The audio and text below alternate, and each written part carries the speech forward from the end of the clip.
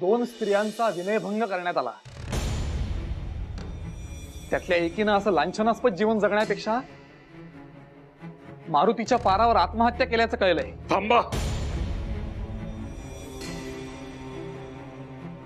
थांबा,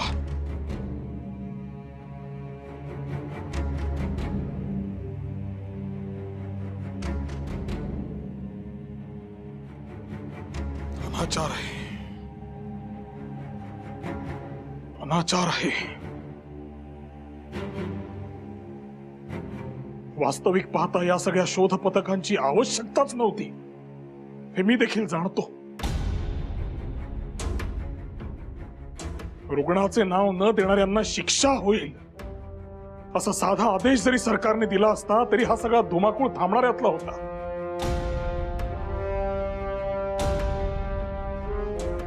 या सगळ्यात गोऱ्या सैनिकांपेक्षाही नेटिव्ह गृहस्थ अधिक दोषी आहेत। गोऱ्या सैनिकांना हिंदू रूढी, परंपरा, संस्कृती, चालीरीती माहीत नसणं स्वाभाविकच आहे, परंतु त्यांच्या एतद्देशीय मदतनीसांनी त्यांना योग्य सूचना द्यायला हव्या होत्या। जे घडून गेलं त्याबाबत आपण काही करू शकणार नाही आहोत, पण आता इथून पुढे आपण काय करणार? हा अन्याय सहन करायचा का या विरुद्ध कृती करायची? आणि देशभरातल्या लोकांच्या प्रश्नांना वाचा फोडण्याचं काम जर काँग्रेस करतं तर काँग्रेसचे लोक यावर काहीच का बोलत नाहीयेत? बड्या बड्या बाता मारणारे तुम्ही सगळे भेकड आहात। मग तुम्ही काय करता?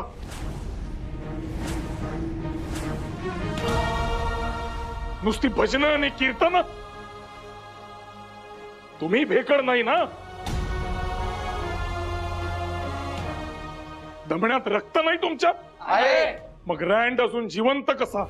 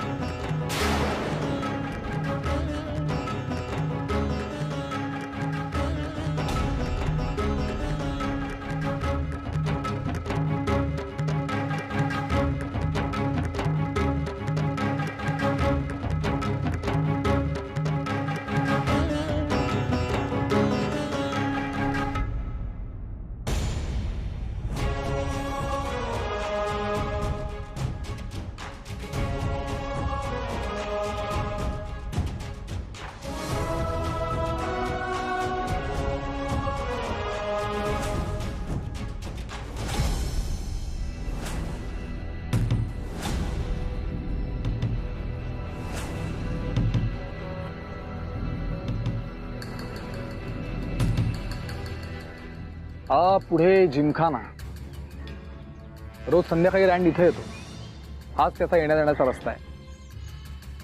नीट बघून ठेवा। चला।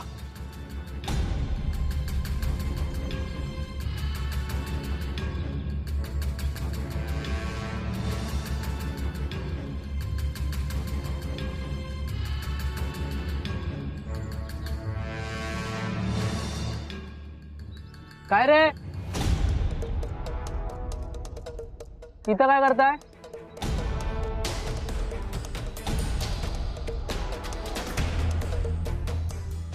नाही, काही नाही, असंच फिरायला इथे आलो होतो। खरं तर वाट चुकलो। काय या भागाचं नाव काय? काय करायच्यात नसत्या चौकशा? तुम्हाला कुठे जायचंय? अहो ते तुळशीबागेतलं मंदिर आहे ना, तिथं जायचं होतं। कुठून जायचं? इकडनंच ना? अहो तुळशीबाग कुठं, हे कुठं? चला पळा, मागे फिरायचं आणि पुढल्या चौकात कोणालाही विचारा, तुळशीबागेकडे जायचा रस्ता। असं असं अहो नवीन होत ना आम्ही, माहिती नव्हतं आम्हाला। धन्यवाद। या।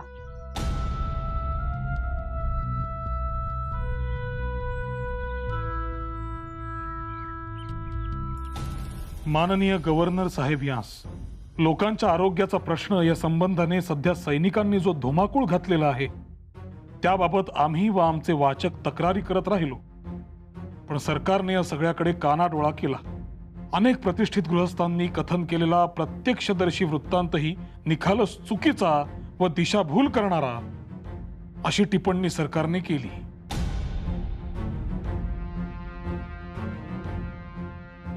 केसरीच्या नेतृत्वाखालील देशी वर्तमानपत्रांनी लावलेला निषेधाचा सूर राजद्रोही आणि विश्वासघातकी असल्याची निर्भत्सना करण्यात आली.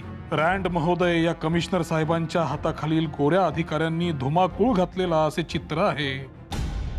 मुंबईतील 3/4 वस्ती स्थलांतरामुळे कमी झाली. 4 महिन्यांमध्ये उद्भवलेली ही स्थिती चिंताजनक असली तरीही असे दिसते की मुंबईत जो जुलूम झाला नाही तो पुण्यात होतोय.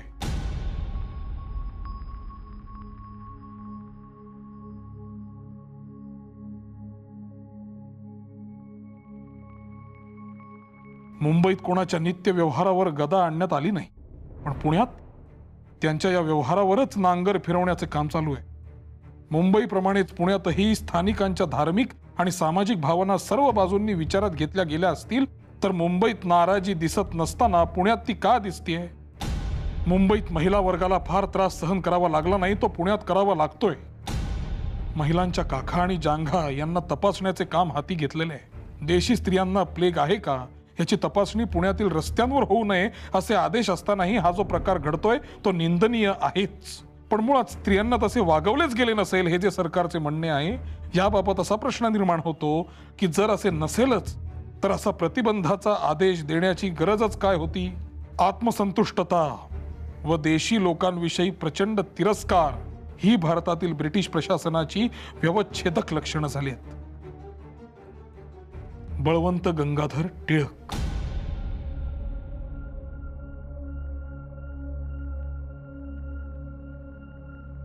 What is this, Daniel? Just following your orders, sir. They are filthy people. Rather than taking medication, the rage of London will be directed at us if the death toll rises tomorrow.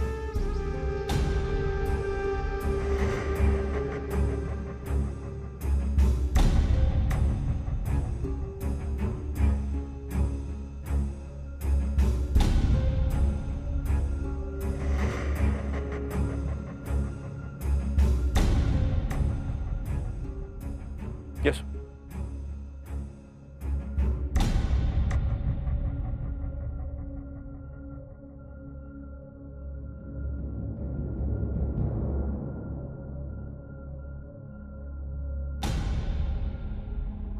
On 22nd June, Governor Lord Sanders will hold a feast at his Ganesh Convention. I personally come here to invite you for the same. Around 100 people, including some government officials and eminent citizens, will be there for that. But you cannot even imagine how much fun it will be at England now. बरोबर आहे तुमचं. आम्हाला नाहीच येणार कल्पना. इथे दुष्काळात लोक अन्न पाण्या वाचून जीव सोडतायत आणि तुम्ही आमच्याकडचं सगळं धान्य त्या तुमच्या राणीकडे इंग्लंडात पाठवताय. तिथे इंग्लंडात बसून तुमची राणी जी मेजवानी झोडतीये ती आमच्याच जीवावर असे समजा आणि ही आमच्याकडून तुमच्या राणीला भेटही समजावी. मिस्टर, आमंत्रणाबद्दल आभार. आम्ही नक्की येऊ तुमची आतषबाजी पाहायला. खरं म्हणजे 2-4 बार आम्हालाही उडवता आले असते तर बहार आली असती, पण असो ते पुढच्या वेळी.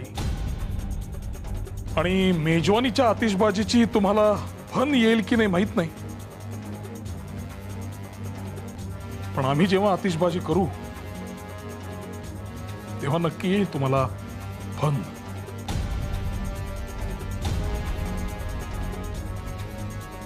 या आता.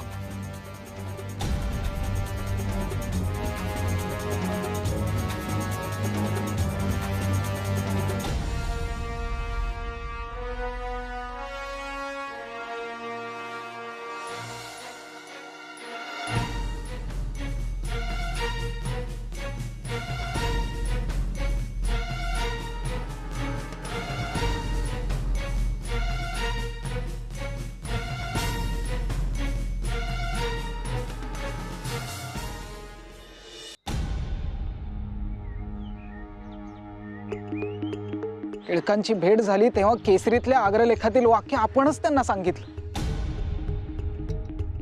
काँग्रेसची लोक काहीही करत नाहीत तेव्हा ते आपल्याला काय म्हणाले आणि तुम्ही काय करता भजन आणि कीर्तन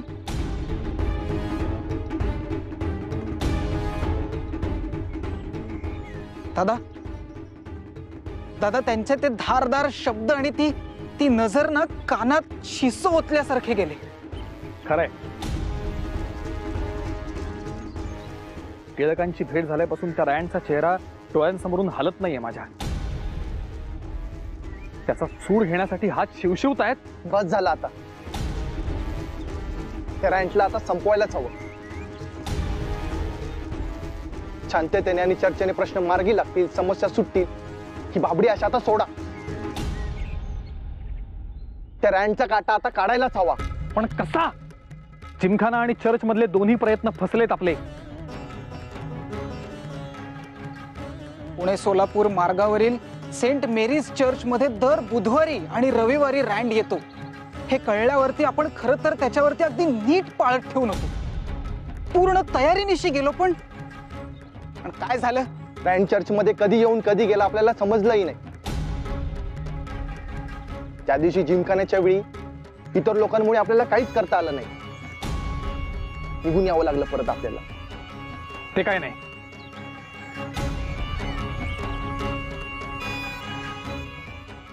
आता त्याला अशा ठिकाणी गाठायचा की प्रयत्न फसण्याचं काही कारणच उरलं नाही पाहिजे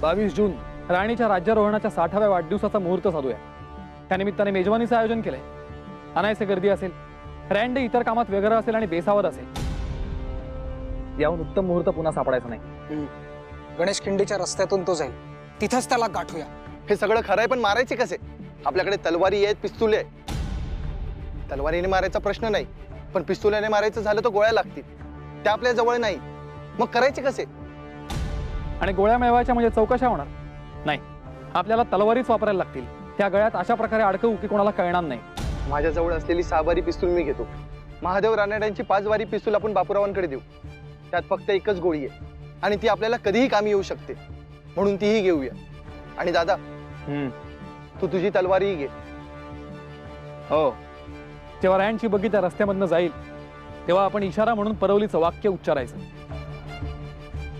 गोंद्या आला रे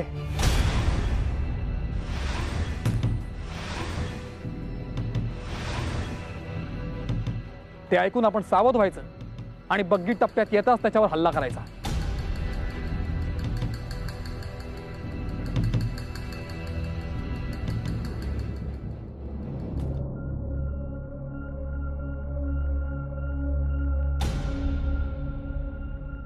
Why did Tilak say this? Does it make any sense? Is he up to something?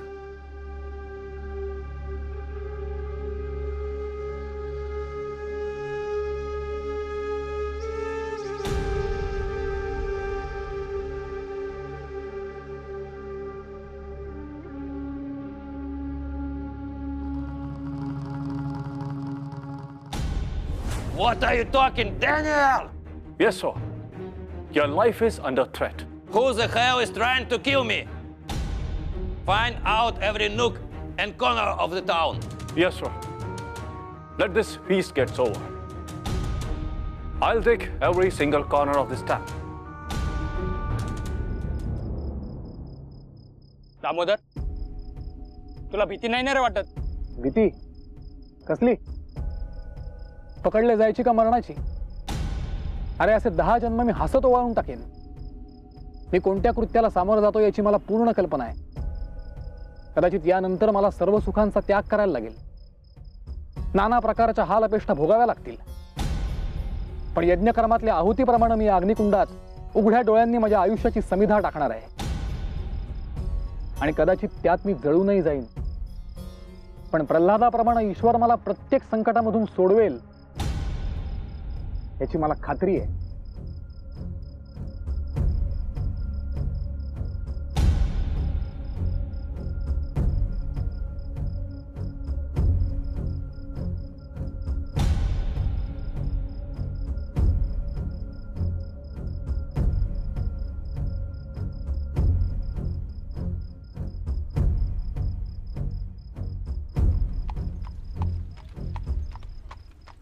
Gondia आला रे.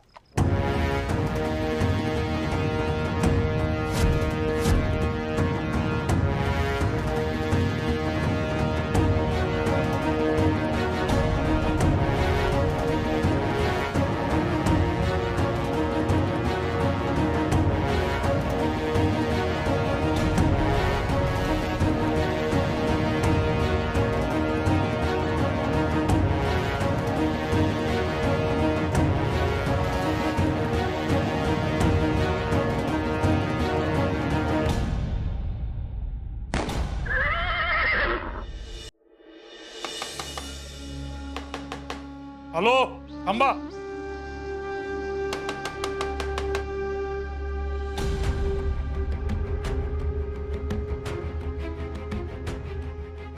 मिस्टर डॅनियल, ही काय वेळ झाली? हे असे अवेळी माझ्या घराचे दार ठोठावताय. सर्व काही क्षेम आहे ना? Mr. Tilak, I have come here to take you into the custody for the interrogation.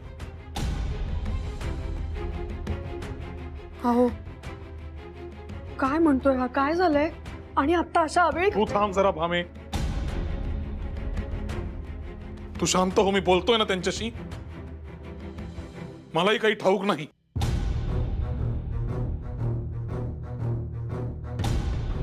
Tell me what exactly has happened. Did you come to the feast? And what time did you leave? How did you arrive? Which road did you take? Have you noticed anything suspicious? Huh? मेजवानीच्या समारंभाला आलो होतो मी. आणि परतताना काय गणेश खिंडीतून परतलो. आणि संशयास्पद हालचालींचं म्हणाल तर मला तरी परतताना काही आढळलं नाही. काय घडलंय काय नेमकं? Really? You don't know anything? Mr. Rand and Ast have been attacked.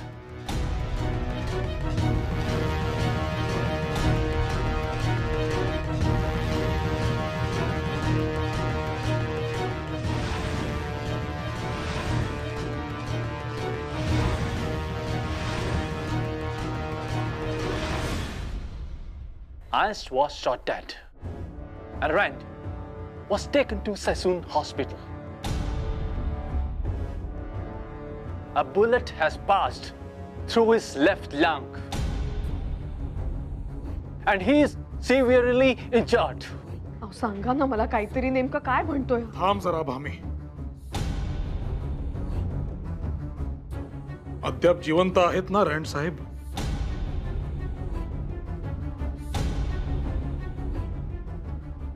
तशी अवेळी येऊन माझी चौकशी करण्याचे काय कारण? आणि तुमच्या प्रश्नाचे साधे उत्तर असे, माझा या कुठल्याही प्रकरणाशी काहीही संबंध नाही.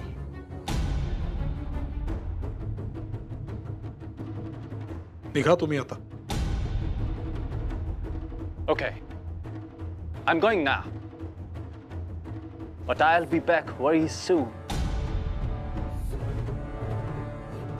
Wait and watch, Mr. Tilak.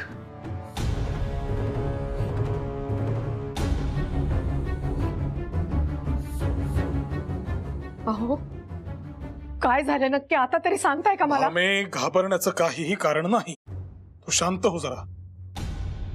झालं इतकंच, तो रँड साहेब आहे ना, वॉल्टर रँड,